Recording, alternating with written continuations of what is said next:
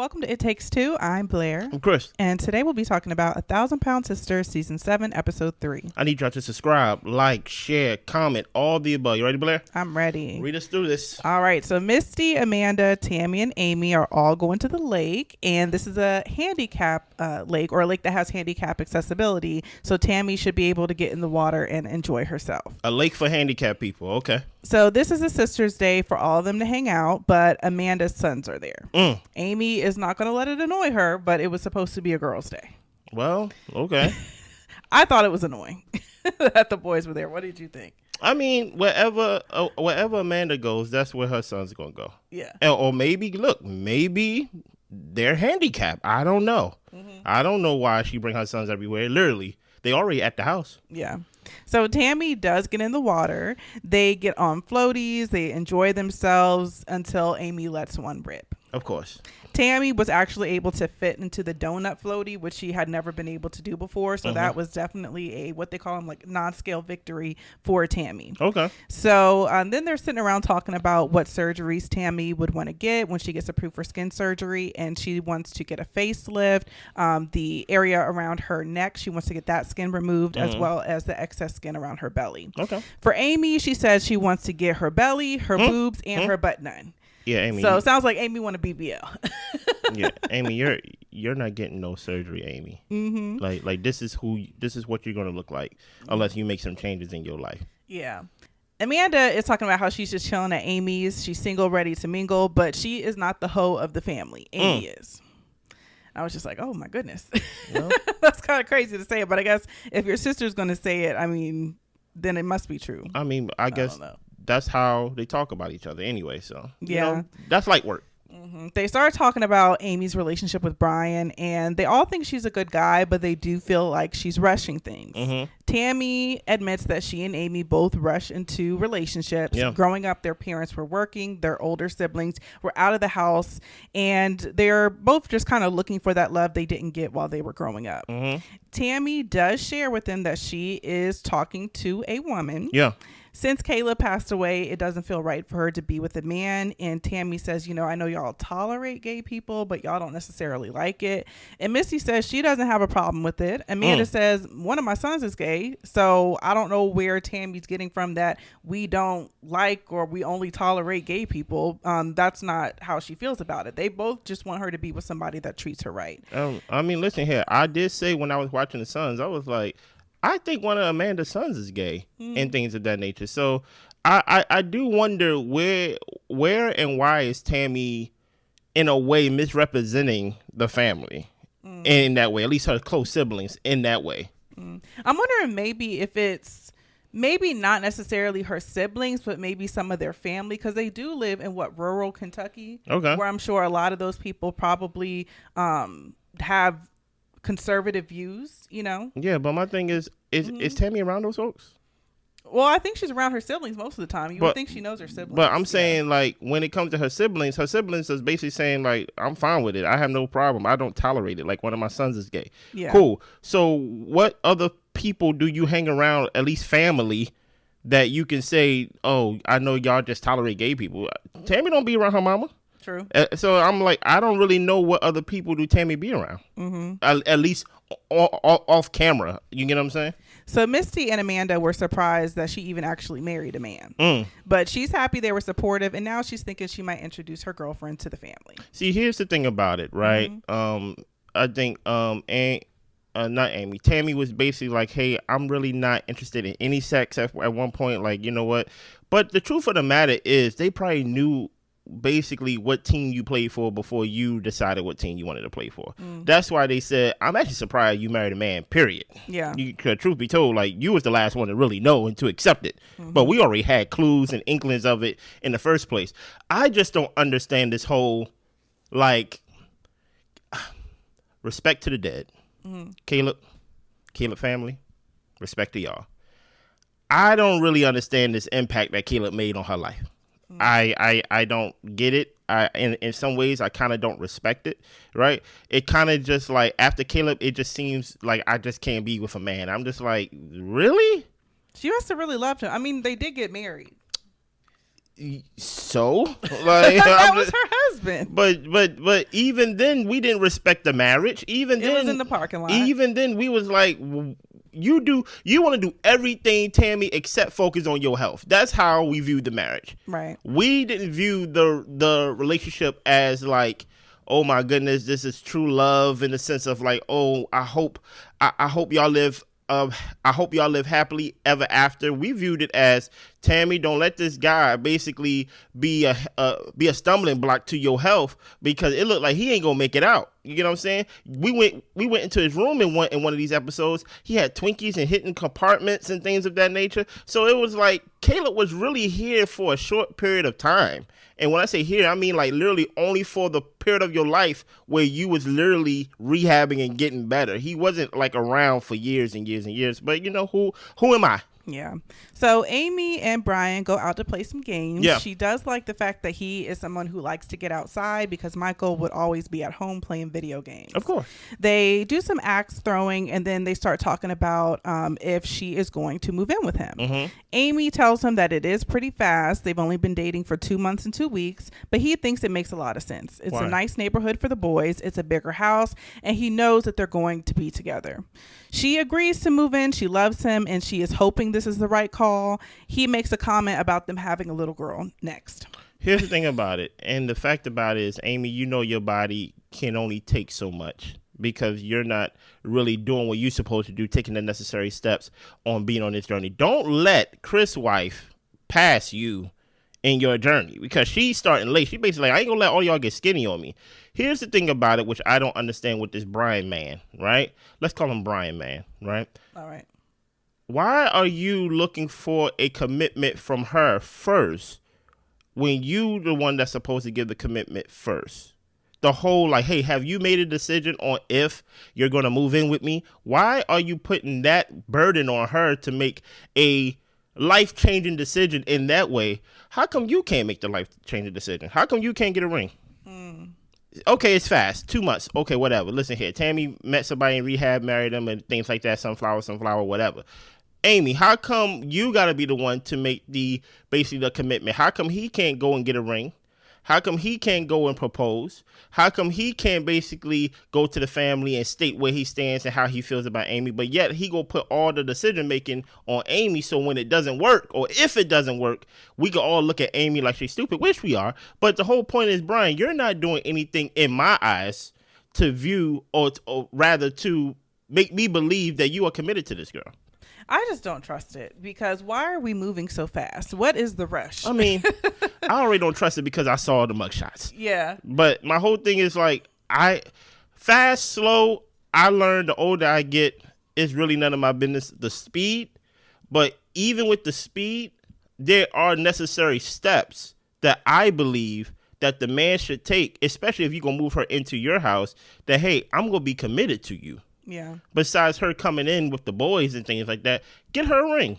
And this is also how I feel too. We review Love After Lockup. Okay. And not to speak anything over Brian, because I don't know that man, but for women who have children to be so quick to cohabitate with a man, I just don't feel like you're protecting your children and their safety. I just feel like you're putting them in a position to possibly be taken advantage of, because you don't even know this person. So that always strikes me as very odd when people are rushing to live with somebody with children, because what is you really trying to do? Well, put like this, Brian man, or like whatever he is, that is a good point. I don't know what his intention is, but we already know what Amy's intention is. It's the same intention that I said in Love After Lockup. They have this whole thing of, if I can right my wrongs, right, of basically completing my family. Michael is not a good dad. He's always playing a video game. He's not around. He took my credit card. I can't go to Sam's Club, right? But when it comes to, if I get with Brian and then we can play house, and there's I knocked my sign over, and then we can play house, and then we can all act like we one big happy family as one big redo. Like, no, you have to live with the consequences of your decisions, and that's Michael.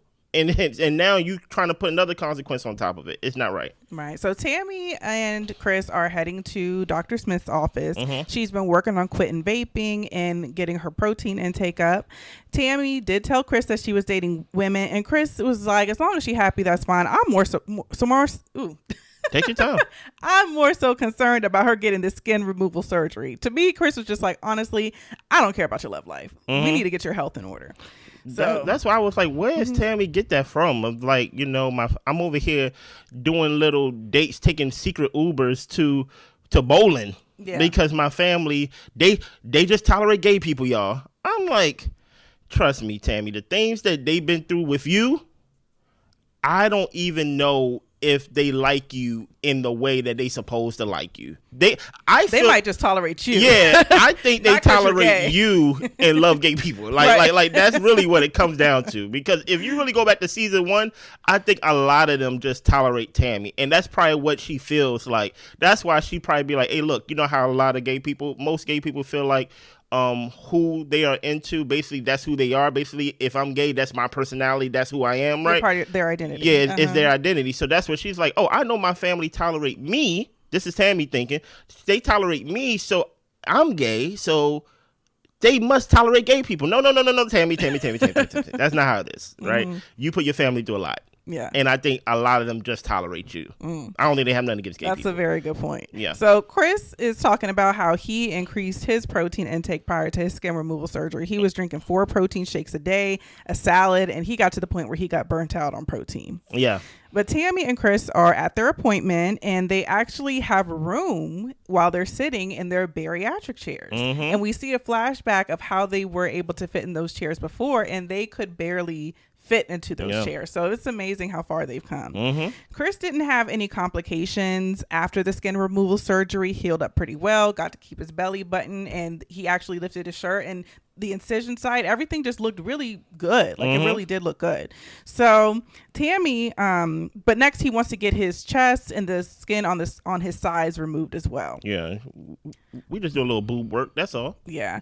And Tammy, she is telling Dr. Smith that she does not smoke nicotine. 2 weeks ago, she switched to a 0 nicotine vape until, she gets stressed. Then she gets a little hit of the nicotine. Dr. Smith tells her she needs to cut the vaping completely. And she also still needs to increase her protein because they go over her lab work and it's right under the level it needs to be.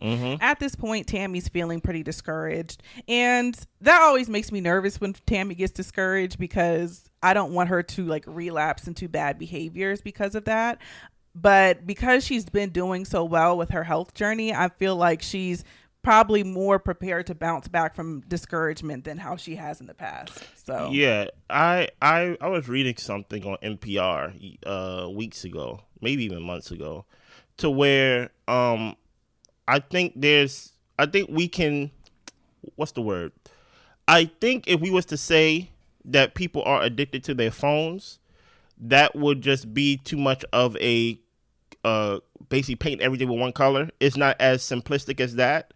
They broke it down. I think there is something addictive to where we are addicted with doing things with our hands. And the way they broke it down, it was very unique and very interesting, to where I don't think people are so much addicted to their phone, but they are addicted to scrolling.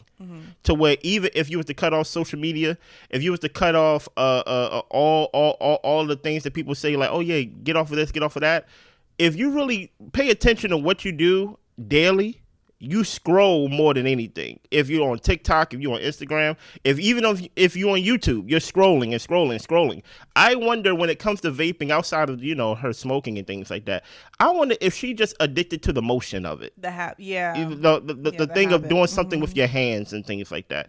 Because those little details, you could just be looking at the big picture of, okay, I don't need to smoke. That's why she tried to switch it to where, like, hey, I'm not doing something with nicotine, but she just may be addicted to the whole, action of it, of actually vaping, the actual action of it. And I find that very interesting. That made me think of that NPR article, to where us as people in America, we are addicted to literally the scrolling, the actual action of it. So yeah. Yeah, that's true. So Amy, Brian, and the kids go to a car safari. She's feeding the food animals, and the camel bites her.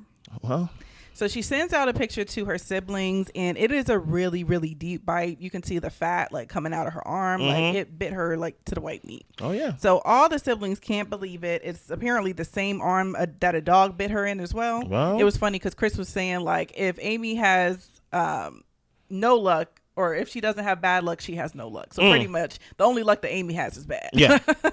So she's headed to the hospital. The cops ended up searching her car and found marijuana. Brian was arrested, and they were reading her rights while she was in the hospital. With a camel bite. Yes. And Amanda, she was going over there to check on the boys, make sure they were good. I'm glad she was heading over there because she got booked that day. Yeah. What are your thoughts? My thoughts... Amy, what are you doing? Like, you know, I know marijuana is legal like in a lot of states these days, but I feel like if you're in a state where it's not, you probably shouldn't do it, or you should probably not be traveling with it, depending on how you choose to go about it, but definitely not in the vicinity of wherever your children are. Yeah. And because of that, it's just making me wonder, like, Amy, like, where is your mind at? And it just seems like she's not taking any precautions to protect herself, her family. Her decision making is just fly by night. And I'm just wondering, you know, like, when will Amy get some structure about herself and her life? I think that she's trying, but I think honestly, I feel like Amanda is providing more structure by her being there, even though it is kind of like, you also got your boys here and y'all doing a whole lot. But I'm just wondering when Amy is essentially going to grow up, you know? Here's the thing about it. I'm just interested on how we go from you getting bit to now you being booked. Going from bit to book, right? Do you think she knew about the marijuana inside the car? I think she did, because I think she would have been more upset if it was Brian's marijuana that she didn't know was there. Yeah. Versus her just being like, yeah, they found it and I ended up getting my Miranda rights read to me. If it was just him alone and she had no clue, then I think she would be upset, because why would you put me and my kids in this situation? So yeah, here's the thing, right? Especially when they talking about a date that lasted how many hours? Was it 22? Something like that? It was like a long date, the longest date I ever heard in my life, right? Obviously, there's no way y'all was talking for that long. There's just no way. I can't talk as long-winded as I may be. I can't talk for that long period of time. So it just makes me think, when I was watching, I'm like, oh yeah, these people can't be my siblings. Tammy can't be my siblings because she out here telling people that I tolerate gay people. Well, that's not the truth, right? So I'm like, Tammy, you already misrepresenting me. Truth be told, I tolerate you more than anything in my life. Anybody, anything, any else. I don't care if they're atheist. I don't care who it is. I tolerate you. Yeah. Right. That's why whole time while you was trying to patch things up with Amanda and things like that, I'm over here trying to fix up this house that's mine, that I'm basically giving it to you before I gotta go to surgery and things like that. Trust me, I tolerate you. Right. Yeah. Number two, Amy just seems like she just ignored all the red flags. Or she's contributing to the red flags. That's why I asked you, like, you think she knew? And number three, do you think she knew? I don't know. I don't know. Here's the thing. I don't know. I think they do it, but I don't know about it in the car. Oh, right. Like they could have forgot it was something like right. That. It's kind of like how somebody take a carry-on to the airport and they like forgot to take their weapon out. It's like no. I think they do it, but I don't know if they do it in the car or in public and things like that. Maybe they do it in the confines of each other's homes and things like that. But that's why I'm like, I find it very interesting. That's why I'm very interested in the next episode of how did this happen? How do we end up here outside of the camel bite? And what do y'all be doing on y'all off time? And how is the families going to react to the whole idea that, hey, you have to go away for a little bit, right? Even just for the day, right? And thank goodness Amanda's back to watch the kids, because I don't think Misty's going to come back to watch the kids and things like that. I don't think Chris, his wife over here, talking about she want her own kids and he don't want to watch the boys. So I wonder what adjustments is the family is going to force Amy to make, because Amy seemed like the type of person where they kind of force her. Look, you have to do this, you have to do that. Go get your wallet from Michael. You know what I'm saying? So I'm very interested in what is the relationship that the family is going to have with Amy and how they go force her to basically rectify all of this. Yeah. And I guess for me, like when I look at Tammy and Amy, they're always like the younger siblings. Yeah. And we're it seemed to me like kind of treated pretty much the same, but I think that they always felt like Amy was a little bit more independent. Because Tammy was very dependent due to her size for a lot of her life. Yeah, she couldn't even clean her own spot. Yeah, but it's kind of getting to the point where they're just like, Amy, okay, you're in a position to where you're more mobile. Like, you have your children, you have your life going for you. So why are you putting up barriers for yourself in order for you to be a successful independent person? Yeah, it makes sense. And I think that it can be frustrating for the family because, yes, like, we had to take care of Tammy because Tammy physically couldn't do anything. Yeah. Well, according to Amy, you can do some things, Tammy. It is what it is. But as far as Amy goes, I think it's frustrating because you've got it together as much as you can at this point. Like, why is it mentally not clicking? You know? So that's pretty Anything much else? No, that's all.